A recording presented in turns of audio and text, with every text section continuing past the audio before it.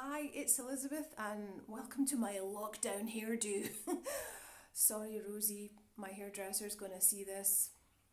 I couldn't take any more of the fringe. It was just like constantly in my face the whole time, so it's not lockdown if you don't have a lockdown hairdo.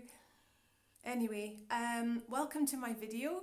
And today I am going to be doing a bit of a fix-it job on myself because this morning I woke up and I can turn my head to the left, but I can't turn my head to the right. Just, it won't go further than that. It feels really bitey, it feels grating, it's really... I just woke up like this, and this is what, as a massage therapist, I am dealing with quite a lot. Is people come in and it's like I can't turn my head, or I've hurt my neck. What were you doing? I was brushing my teeth. I was using the hairdryer. I was, making the bed. I was bending over cleaning the bath, and something went pop. Falling out the back of a Land Rover. That's another one I've had as well. I can't remember how we did that, but there we are. But you don't need to have been doing anything major in order for your neck just to go, me, I'm just going to go pop. So literally, I turned over in bed this morning to get up, and it was just like, oh, what happened there? And here we are, and I feel as if my shoulder is getting closer and closer to my ear as the day goes on. So I thought, right, well, that's a good one for a video then. Let's try and fix my own neck with you. So, the first thing I'm going to do is I'm just going to try do a couple of movement tests just to see where it's really kicking off. So I've established that going to the left is okay. So lengthening the muscles on the right hand side is all right. Shortening the muscles on the right hand side when I try and turn my neck, that is really, it's just really biting and uncomfortable. I'm going to try and take my chin to my chest now, see what's going on there. Oh, that is right behind my ear. So lengthening the muscle with doing this movement is absolutely forget it. It's not excruciating. It's not a big 9 or 10. I would probably say the discomfort's more of a 5 or 6, but that's like 5 or 6 too much. So let's see what we can do about that. So one of the first things that I'm going to do is, I've got some toys here. I'm going to use my foam roller. Ta-da! Notice it's a smooth one, it's not a lumpy one. And I have got a physiotherapist's ball, a physio ball. This is great. It's got quite a lot of give to it, as you see. So we're going to use these two things to help me out with this. So what I'm going to do first of all is I'm going to get the foam roller and put it on my yoga mat. And then I'm going to use the foam roller as a pillow. So I'm going to lie down on it. Okay, so here we go. Okay, so your neck muscles, that feels good, come all the way up to above your ears. So we've got all these attachment points on the back of the skull.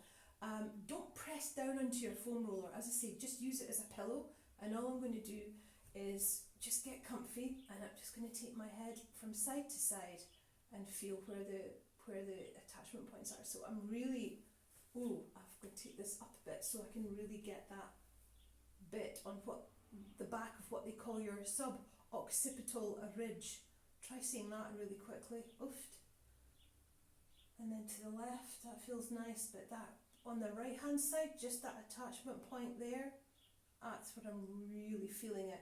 So to me, it feels like it's levator scapula, levator lift, scapula, your shoulder blade. So you've got your shoulder blade here. You've got a muscle that attaches on the edge of the inside edge of the shoulder blade. It comes up and twists and hooks onto the spine really far up into the skull that you can't actually reach it with your fingers. So that's why we're using a foam roller to try and reach all the other surrounding little accessory muscles that sort of like lead to that attachment point. I'm going to hold this point here, almost like trigger point, for a couple of breaths. Cool. Okay, so let's come up and see what difference that has made. So this is me looking to the left now, and And this is me looking to the right. Oh, that is better. That feels so much better. So, when I first started doing this, I was able to only get as far as the cards on top of my mantelpiece, and now I'm able to look at the vase. So it's a little bit, I've maybe got about an inch or so onto that movement. So let's see what else we can do to loosen it off. You take the foam roller out of the way, and now I'm going to use the physiotherapist's ball under my head. So put that right underneath my head, use it as a pillow.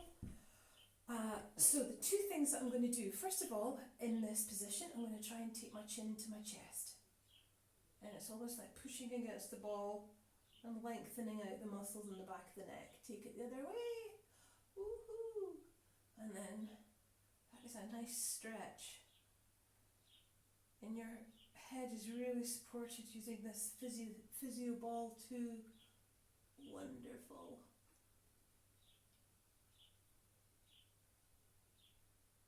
Okay, so now pay attention 007.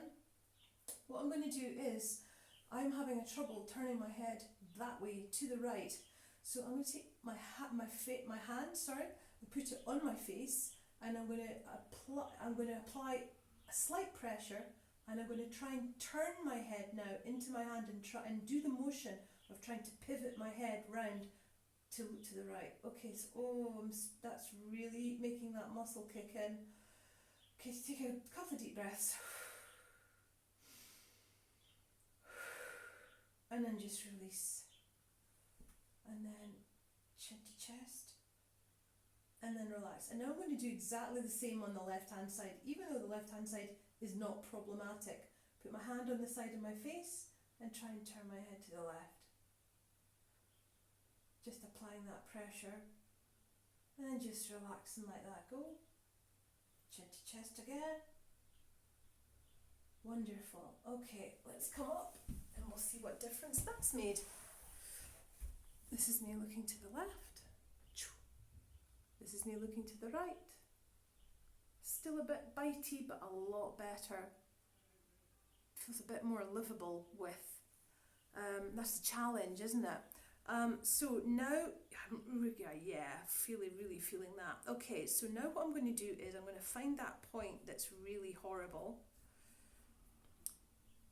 Just on that attachment point, levator scapula we're talking about. So here's your shoulder blade, here's the inside of your shoulder blade, and it comes up like that, okay? So I'm going to hold that point, and all I'm going to do is try and take my chin to the chest again, holding this point here. Okay, so this is what they call pin and stretch. So I'm pinning that point there, and I'm stretching the muscle by looking down. Oh my goodness. Oh, I've never done this to myself before. Woofed. Couple of deep breaths. Back up to the top. Oh, that felt horrible, but in a really good way. So I'm going to come up again. Big deep breath in, and then in the out breath.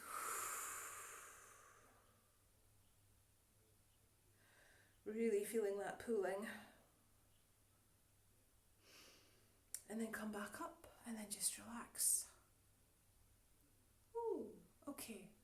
Let's notice what we notice now. Turning my head to the left. Turning my head to the right. Better. Better, better, better. That feels better. Still feels like it needs maybe a couple more goes inside here. I might do that off camera. Oh my goodness me. So all I'm trying to do in this position is take my chin to the chest and lengthen out that muscle on the other side. Yeah, hiya, that's it. I just felt it twang like a harp. And then back up. Let's have another look, see what's going on. That way. Oh, that's it. Brilliant. That feels so much freer. It's nice to be able to help yourself like this. So, just to recap, foam roller, using it as a pillow, get all these attachment points on that lumpy bit on the back of your skull there, that is your sub-occipital ridge.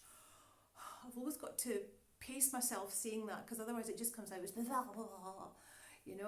learning all these attachment points. Anyway, so that's what I did with the foam roller, and then I lay down on my physio ball, and put that in the base, and I was just basically playing around, taking my chin to my chest and then looking back and then taking my chin to my chest, and then we did applying the pressure and trying to look the opposite way, applying pressure and trying to, I'm just basically pressing my face into my hand.